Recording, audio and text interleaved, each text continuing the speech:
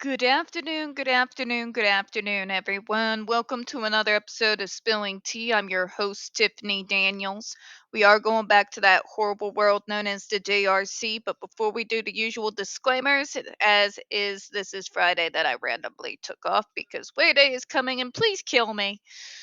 To the disclaimers. If you are unfamiliar with the Stop the Shocks campaign or the campaign against the troubled teen industry, you're going to find all the pertinent links right there in the description box. Please, in particular, take note of the article written by NeuroClastic, a small non-for-profit started by autistics for autistics. In it, they interviewed over 900 ABA professionals in regards to the JRC's so-called behavior modification program. The Judge Rotenberg Educational Center doesn't want you to read that article so much, and they threatened NeuroClastic with a defamation lawsuit if they did not remove it from the website. NeuroClastic refused. You know the drill. Please read the article. Share it on all your social media. Also included is NeuroClastic's public statement regards to the defamation lawsuit threat, as well as a link to their GoFundMe. We are crowdfunding just in case the JRC actually does try to see through with their threat. All right, folks, trigger warning one when we discuss places like the Judge Rotenberg Educational Center and Agape Boarding School for Boys. You're going to hear vivid descriptions of and catch clips of surveillance footage of people with mental health issues and disabled people being tortured and abused. If you got young children present, please use the headphones, all right? Trigger warning 2, this channel is marked not for kids for a reason. We use profanity on occasion and speak on dark subjects. If your child is 16 and younger and watching this, very obviously parental supervision is advised, and I hate this color with my whole damn soul. Alright, where we left off, shall we? In addition, FDA considered 25 case reports or series encompassing 66 subjects that included an assessment of AE occurrences. These references reported. So now we're going to a study that actually does report on a similar item, a similar device, and what the AE occurrences were. So let's go ahead and read. This is going to be kind of an interesting one. These references reported symptom substitution, including head snapping, and possible symptom substitution, including increased incontinence. You might have an individual that they would like to call us stubborn for refusing to do the asinine task that has just been set before us. And folks, it is some of the most menial asinine tasks on planet Earth. We're talking bundling up popsicle sticks menial. All right? Anybody is going to get pissed at some point. Symptom substitution can be interesting, where you may change one harmful behavior and exchange it for another. Majority of time worse, but not always. But the reason why that shouldn't be surprising is you cannot use a physical device in order to try and treat something that's going on. You get what I'm saying, right? You can't treat aggressive behavior with aggressive behavior. This is absolutely stupid that I even have to have this conversation. But remember, kids, we now live in a society where you have a group of just outraged, unhinged folks who pound their chest day in and day out and believe that them and their hashtag and they're on the internet and you're an activist. Jesus Christ, don't get me started. Anyways, where was I? It's not surprising in a situation where a violent behavior may switch itself out for another violent behavior. The reason why it was substituted as opposed to gone, because the original core issue, from hence the aggression, from hence the behaviors, remains undealt with. And as long as it remains undealt with, How that aggression appears may change, but the fact that there is going to continue to be aggressive behavior and it might increase in intensity is not going to change while you continue to let the problem go untreated. You cannot treat such a problem with a physical device. Okay? Jesus. Okay, let me say it this way because noise canceling headphones, you have an argument there, right? You can't use violence as a means to coerce fan fictionalized version of neurotypical behavior. It's never going to happen. Let's read on. Escape behavior, which is not even surprising at all. Possible hostility and retaliation. Many of us survivors, there are some who are, I like to think, more well adjusted than I am. I'm one of those individuals, one of those survivors who became, screw it, I'm gonna curse, fucking hostile. Okay? I was about retaliation. I wanted revenge. Revenge on the bullies, revenge on the teachers who helped the bullies spread rumors about me. That was fun in middle school. A teacher started a rumor about me and my family. A teacher. Teacher. Anyways, that's not the point. Some of us respond to violence with violence. There are those of us who went through childhood abuse, maybe to be survivors, that had a visceral inner reaction, if you will, where it just fills us with an absolute rage. My rage is still there.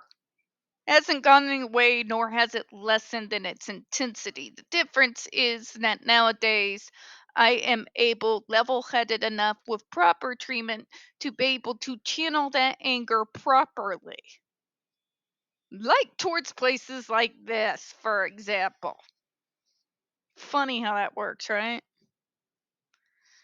So, if you are horrifically abusing someone with that device, it does not even surprise me at all that someone might ask with hostility and retaliation and revenge on the brain. Okay?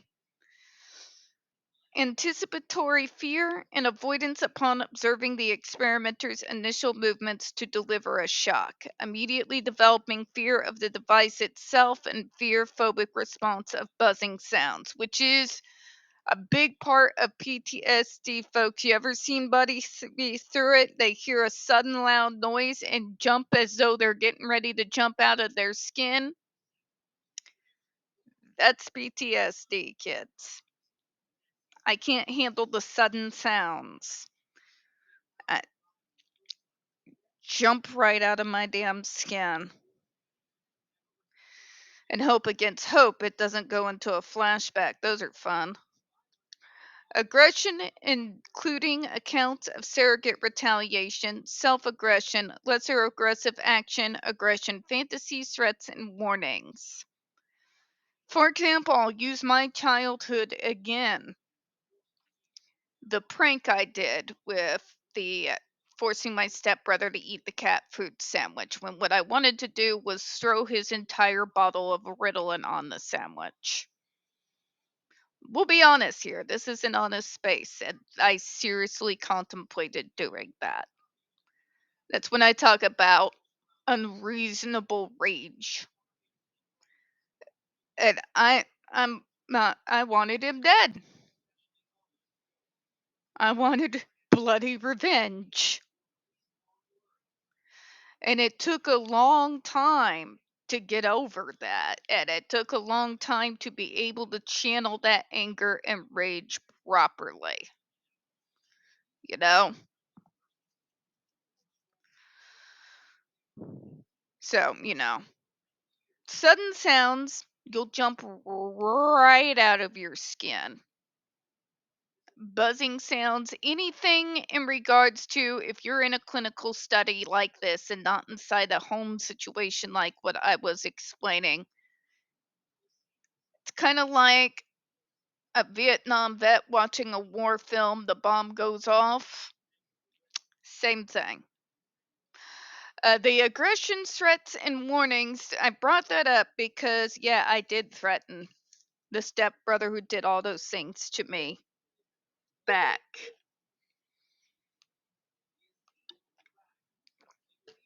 Which is why it pisses me off when you have AH Stan sitting there saying, but he talked mean and cursed her and burned the witch and corpse and all that. Revenge fantasies exist. Many survivors, both male and female, have them. They're not pretty. They're not meant to be.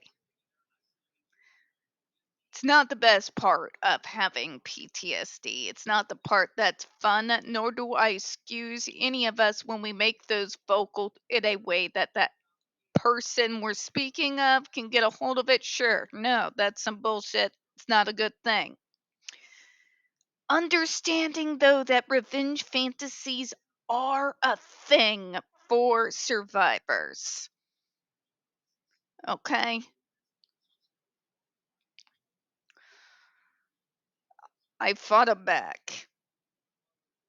I started using whatever I could get my hands on.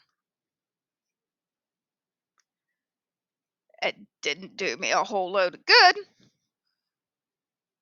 Never does. But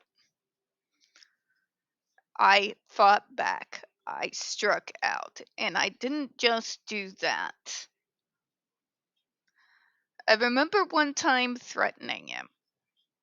And he just giggled. I was at my boiling point. And I remember looking him dead in the eye. And I said, "Motherfucker, you have to sleep sometime, don't you? And one day when you are deep asleep and all you feel is the slight cold before your world goes black,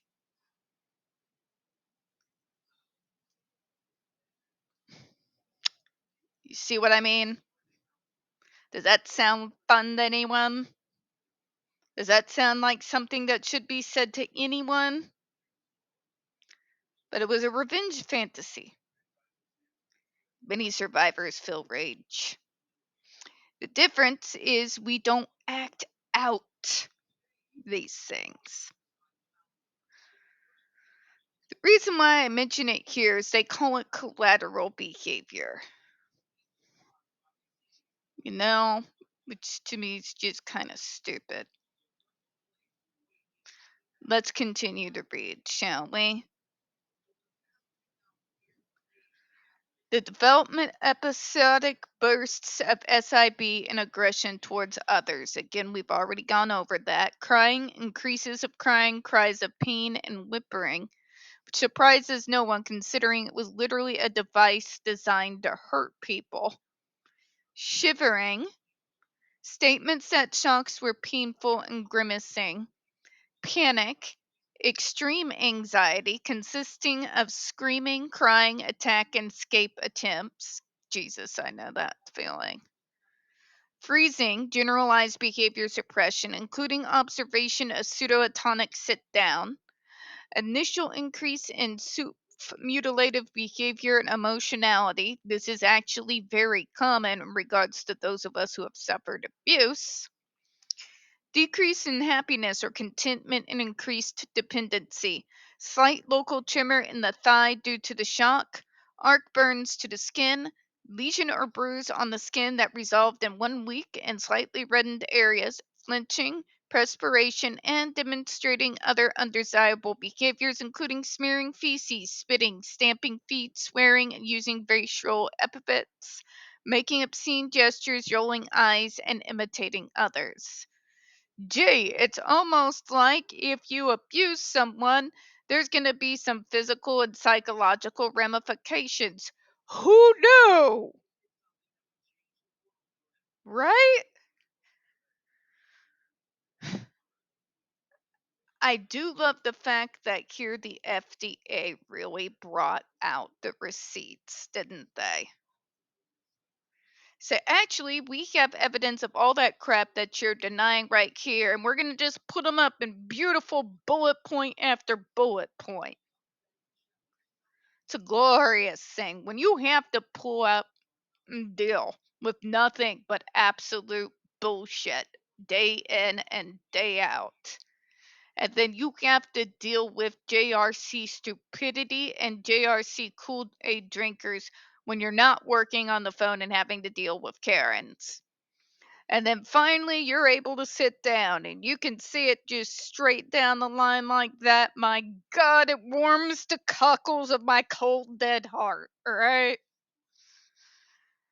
Just saying. Okay, we're going to close out now. We don't get very many views on this channel. The few we do tend to get removed from time to time. So, folks, if you could, please don't forget to hit the like button, hit subscribe. Don't forget to hit the comments. I appreciate your time. As always, folks, we here at Spilling Tea, I hope you have a good one. And Caesar, we who are about to die salute you.